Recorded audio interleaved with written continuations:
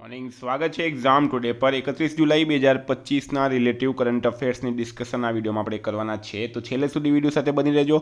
Current affairs important topic છે, દરેક એક્ઝામમાં પ્રશ્ન પૂછવામાં આવે જ છે. મિત્રો ટોપિક પર આવીએ. 31 જુલાઈ 2025 ક્વેશ્ચન નંબર 1 છે. હાલમાં આંતરરાષ્ટ્રીય વાઘ દિવસ ક્યારે મનાવવામાં આવ્યો? તો મિત્રો વાત છે આંતરરાષ્ટ્રીય વાઘ દિવસ, ઇન્ટરનેશનલ ટાઈગર ડે. દર વર્ષે 29 જુલાઈ આ દિવસ મનાવવામાં આવે છે. વર્ષ 2025ની આંતરરાષ્ટ્રીય વાઘ દિવસની થીમ શું છે મિત્રો? તો થીમ છે securing the future of tigers with indigenous peoples and local communities at the heart. સ્ટારમાં કરજો મિત્રો, વેરી વેરી ઇમ્પોર્ટન્ટ છે. ક્વેશ્ચન નંબર 2 છે. તાજેતરમાં કયા દેશે વિશ્વનો સૌથી શક્તિશાળી બિન પરમાણુ બોમ્બ ગજેપ રજૂ કર્યું? તો મિત્રો એ દેશ છે તુર્કીએ. બરાબર, એનું જૂનું નામ છે મિત્રો તુર્કી. બરાબર, તુર્કી એનું જૂનું નામ શું છે? તુર્કી. ઇંગ્લિશમાં એને ટર્કી તરીકે કહેવામાં આવે છે. તો એણે વિશ્વનો સૌથી શક્તિશાળી બિન પરમાણુ એટલે કે પરમાણુ વગરનો બોમ્બ ગજેપ એનું નામ છે. નામ યાદ રાખવાનું છે, ગજેપ રજૂ કર્યું. તુર્કીએ ઇસ્તાંબુલમાં આયોજિત 17મા આંતરરાષ્ટ્રીય સંરક્ષણ ઉદ્યોગ મેળા 2025માં તેના સૌથી શક્તિશાળી બિન પરમાણુ બોમ્બ ગાજેપ, જેનો અર્થ ટર્કીશમાં ક્રોધ થાય છે, એનું અનાવરણ કર્યું. આ બોમ્બનું વજન 970 કિલો છે અને તેને તુર્કીની સંરક્ષણ ટેકનોલોજીમાં એક મોટું પગલું માનવામાં આવે છે. મિત્રો ઇમેજ જોઈ શકો તમે, આ છે ગજેપની ઇમેજ. હાલમાં કયા રાજ્યની રેમોના પરેરા નામની એક વિદ્યાર્થીનીએ 170 કલાક સુધી સતત ભરતનાટ્યમ રજૂ કરીને વિશ્વ વિક્રમ બનાવ્યો છે?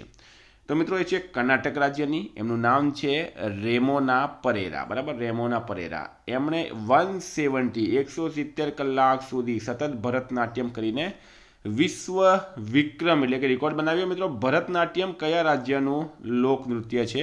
કમેન્ટ બોક્સમાં, શાસ્ત્રીય નૃત્ય છે, કમેન્ટ બોક્સમાં જરૂર જણાવજો. ક્વેશ્ચન નંબર 4 છે. Gujarat 36 gigawatt renewable power installation સાથે દેશમાં કેટલામાં ક્રમે છે?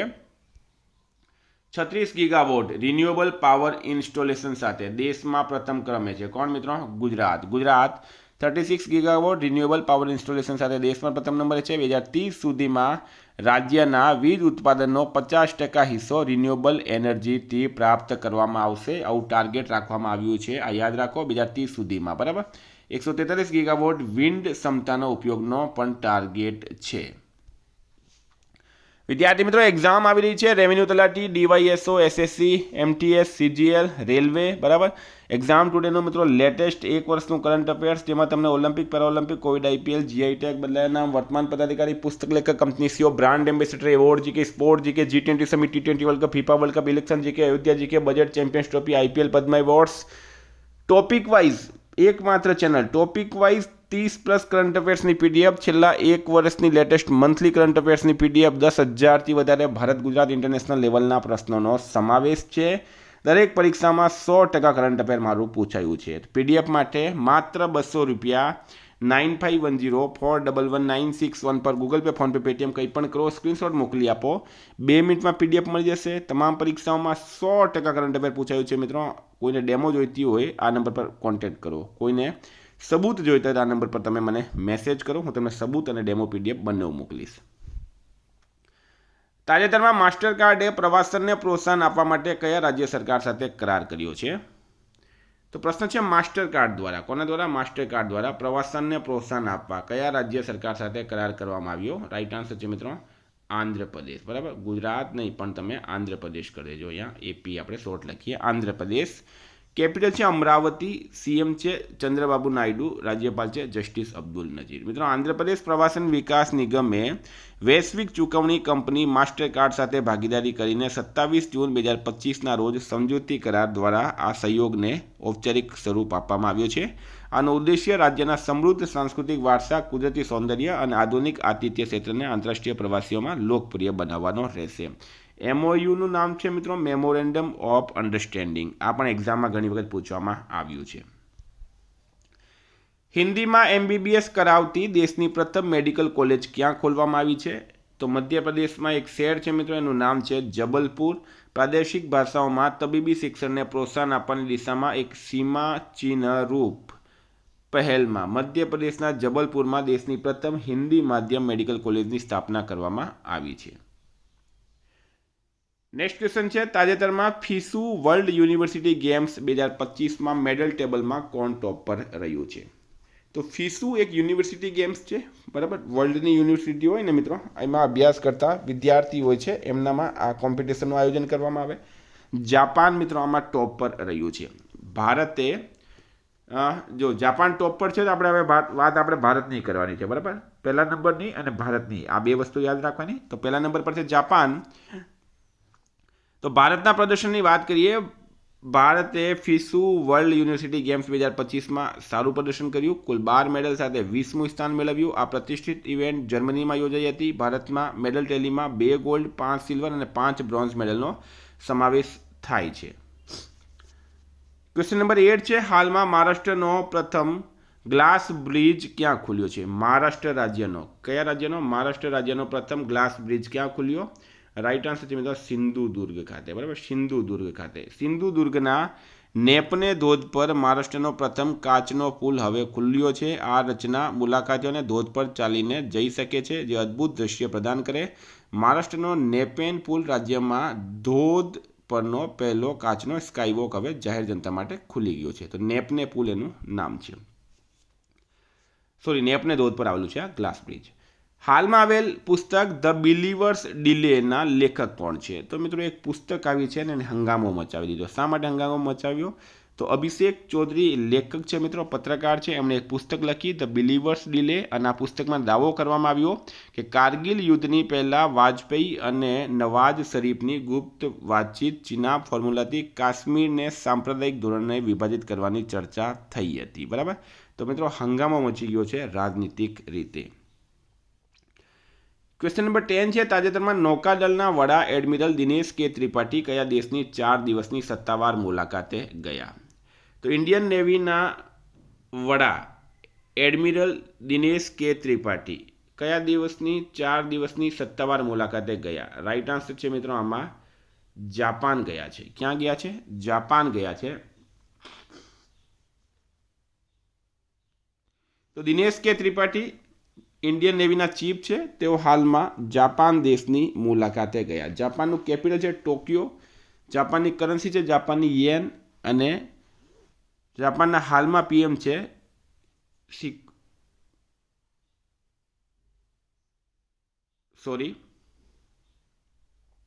ઇસીબા, બરાબર. જાપાનના હાલમાં પીએમ છે ઇસીબા. તાજેતરમાં પૃથ્વી વિજ્ઞાન મંત્રાલય MOESનો 19મો સ્થાપના દિવસ ક્યારે મનાવવામાં આવ્યો? તો પૃથ્વી વિજ્ઞાન દિવસનો 19મો સ્થાપના દિવસ 29 જુલાઈએ મનાવવામાં આવ્યો છે, બરાબર. 29 જુલાઈ 2006ના રોજ એની સ્થાપના થઈ હતી. પૃથ્વી વિજ્ઞાન મંત્રાલય ભારત સરકારનું એક કાર્યકારી મંત્રાલય છે, જેની સ્થાપના 29 જુલાઈ 2006ના રોજ થઈ હતી. ક્વેશ્ચન નંબર 12 છે, તાજેતરમાં કયા રાજ્યના મુખ્યમંત્રીએ સસ્ટેનેબલ વેલનેસ ઓફ સ્ટુડન્ટ્સ પુસ્તકનું વિમોચન કર્યું? કયા રાજ્યના મુખ્યમંત્રીએ સસ્ટેનેબલ વેલનેસ ઓફ સ્ટુડન્ટ્સનું વિમોચન કર્યું? રાઈટ આન્સર છે મિત્રોમાં ઉત્તરાખંડ, બરાબર. ઉત્તરાખંડ રાઈટ આન્સર છે. ઉત્તરાખંડના સીએમ છે પુષ્કરસિંહ ધામી, રાજ્યપાલ છે ગુરમીતસિંહ, કેપિટલ છે દેહરાદૂન. વિદ્યાર્થી કલ્યાણ અને માનસિક સ્વાસ્થ્યને પ્રોત્સાહન આપવાની દિશામાં એક મહત્વપૂર્ણ પગલામાં ઉત્તરાખંડના મુખ્યમંત્રી પુષ્કરસિંહ ધામીએ દેહરાદૂનમાં મુખ્યમંત્રી નિવાસ વિસ્તારના સભાગૃહમાં આયોજિત એક ખાસ કાર્યક્રમમાં sustainable wellness of student collective responsibility in higher education નામનું પુસ્તકનું વિમોચન કર્યું છે. મિત્રો પુસ્તક લેખકનો આ એક સ્ક્રીનશોટ તમે લઈ લેજો, બરાબર. એમાં જુલાઈ મહિનાની જેટલી પણ પુસ્તક આવી છે એની માહિતી આપેલી છે. હાલમાં વિજય શર્માનું નિધન થયું છે, તેઓ કોણ હતા? તો વિજય શર્મા પ્રખ્યાત જળવાયુ કાર્યકર્તા હતા. કોણ હતા? પ્રખ્યાત જળવાયુ કાર્યકર્તા વિજય શર્માનું હાલમાં નિધન થયું છે. આપણે એમને શ્રદ્ધાંજલિ આપીએ. તાજેતરમાં વર્લ્ડ આર્ટિફિશિયલ ઇન્ટેલિજન્સ કોન્ફરન્સ 2025 ક્યાં યોજાઈ હતી? તો પ્રશ્ન છે મિત્રો, વર્લ્ડ આર્ટિફિશિયલ ઇન્ટેલિજન્સ કોન્ફરન્સ 2025 ક્યાં યોજાઈ? રાઈટ આન્સર છે આમાં સંઘાઈ ખાતે. સંઘાઈમાં વર્લ્ડ આર્ટિફિશિયલ ઇન્ટેલિજન્સ કોન્ફરન્સમાં બોલતા ચીનના વડાપ્રધાન લી કેકિયાંગે AI આર્ટિફિશિયલ ઇન્ટેલિજન્સના વિકાસ અને તેની સાથે સંકળાયેલા સુરક્ષા જોખમો વચ્ચે સંતુલન જાળવવા માટે વૈશ્વિક સર્વસંમતિની તાત્કાલિક જરૂરિયાત પર ભાર મૂક્યો છે.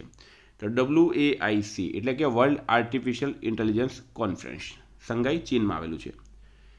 ક્વેશ્ચન નંબર 15 છે, હાલમાં IBAIએ ક્યાર સુધી ભારતનું વીમા ક્ષેત્ર બમણું થવાનો અંદાજ લગાવ્યો? તો 2030 સુધીમાં. તાજેતરમાં insurance broker association of India અને મેકકિન્સી એન્ડ કંપનીના સંયુક્ત અહેવાલમાં જણાવાયું કે ભારતનો વીમા ઉદ્યોગ 2030 સુધીમાં 123% વૃદ્ધિ પામશે, જે 2024માં 11.2 લાખ કરોડ હતો.